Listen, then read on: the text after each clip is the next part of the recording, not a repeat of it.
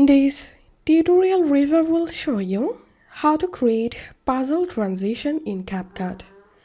First of all, download the CapCut app on your phone and then go to your browser and type here Puzzle Transition CapCut template and open this link. And here you will get different types of puzzle transition effect template. So I'm going to play this one.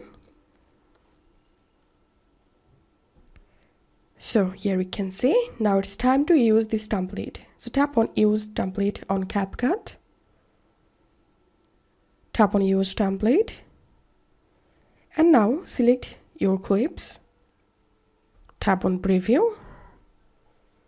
And here we can see the puzzle transition has been successfully added, and now it's time to export the video. So tap on export at the top right, tap on save to device, and that's how you can create puzzle transition in CapCut.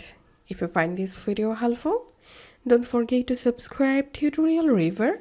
See you in the next video.